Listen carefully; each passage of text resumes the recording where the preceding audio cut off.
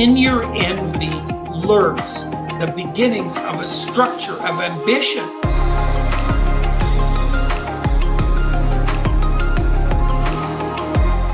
Okay, Rose says, I'm consumed by envy.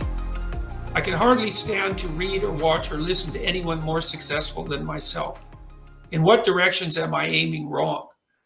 Okay, well, look, Rose, it's pretty damn useful to figure out that you're consumed by envy. That's a good start. You know, that's a real self-realization and an important one. Okay, so the first thing we might ask is, well, it's likely reasonable for you to observe that that's not optimal for you, right? Because envy, that's that resentment that I was talking about earlier, or even worse, that jealousy. It's like, it's not a pleasant phenomenological state. It's not a pleasant state of experience. Okay, so look, let's look at it this way. Well, what are you envious of? You know, you say, I can hardly stand to read or watch or listen to anyone more successful than myself. Well, that's pretty vague, Rose. And you want to tighten up your envy a bit. It's like, you'll find that there are certain people that you're particularly envious of, and others whose accomplishments really don't disturb you, let's say. So the first thing you want to do is figure out which people it is that you're particularly envious of. And then you want to figure out, well, what is it that you think they have? Now, you know, they probably have a lot more problems than you think. And so part of the pathology of envy is that you look at someone who's successful and you assume that that success defines them across all the important dimensions of their life. And that's rarely the case. And so, you know, there's a naive optimism in envy. And that's reflected in the fact that you think that the person you're jealous of has everything that a person would need. And that's rarely the case, but that's somewhat besides the point. Look, in your envy lurks the beginnings of a structure of ambition. You wouldn't be envious of something if you didn't believe that that was a value that you should possess.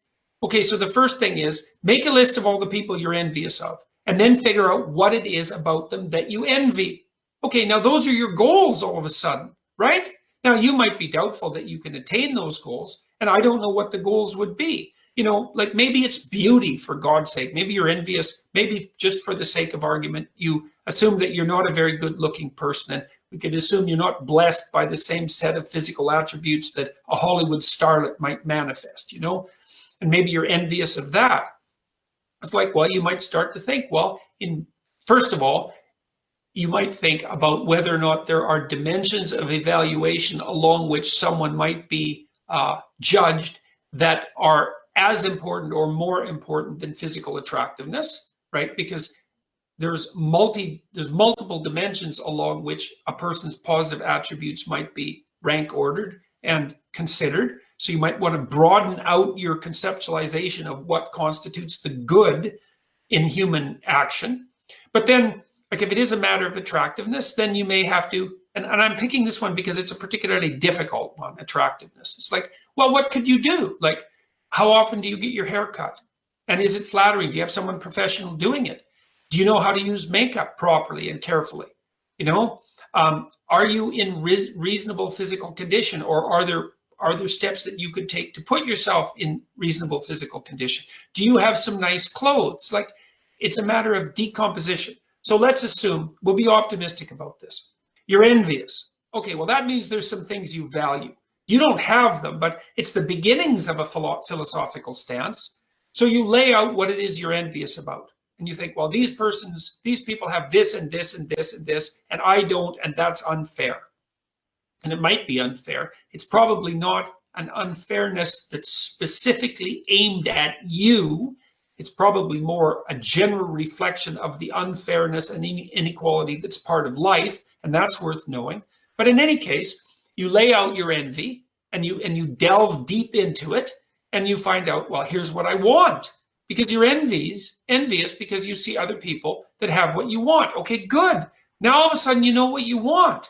Well, that's useful, terrifying, because you might see that it's so distant from you, but you can at least lay out and then maybe even admit to yourself what you want. Because the other thing is that you'd be unlikely to be so envious if you weren't hiding from yourself what it is that you truly want. You might be terrified to admit it because, well, once you admit it, then you know what you want and you know when you're failing, you know, and by hiding what you want from yourself, well, then you can hide to some degree the fact that you're not getting it and that you're failing. And it's no wonder that people do that. So make a list of what you're envious of. Extract from that the virtues that you would like to pursue. Understand clearly that unless you pursue those virtues, you're not going to get what you want, and the envy will consume you more, and that's like a good pathway to hell. That's not a good thing. And so make a plan.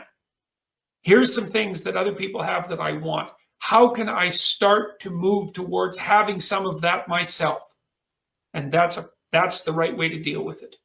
So, because what's the alternative? You're going to tear these people down or manifest hatred for them and maybe take your revenge when you can on the people around you because you're so angry and you're going to tear yourself into pieces. Like you said, consumed by envy, right? And that's a predator metaphor. Envy is something that's eating you up.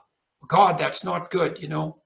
But it's really good that you've at least admitted it. That's part of that confrontation with the shadow. So you can see your dark side there. You know, and you could look at your fantasies, because if you're consumed by envy, no doubt you have some pretty damn brutal fantasies. I wish this is what would happen to that person. You know, God, they think they're so smart. It's like, I hope they fall and I get a chance to kick them while they're down. Maybe you could join a Twitter mob and take them out if they make a mistake, you know. But that can also get you in touch with the dark side of you that maybe has the ability to put forward some commitment to moving forward in the future that can make you tough and strong.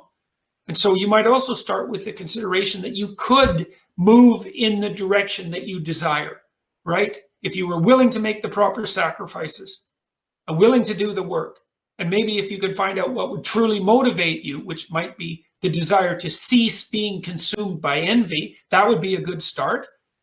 And then to pursue these goals that are implicit in your jealousy, well, then you have a direction for your life.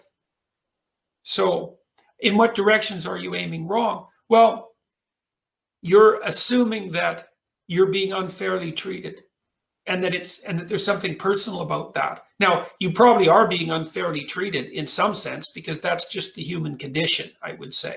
Like, there's a real arbitrary element of life. You're subject to the depredations of nature and the tyranny of culture and your own appalling shortcomings, you know, and that's life. It's not personal exactly, and that's worth knowing. It's part of the standard human condition. And you should aim at rectifying your envy, and some of that's going to be dropping that bitter resentment, and the other is going to be pursuing what you need to pursue to allow you to view your life as at least acceptable, right? So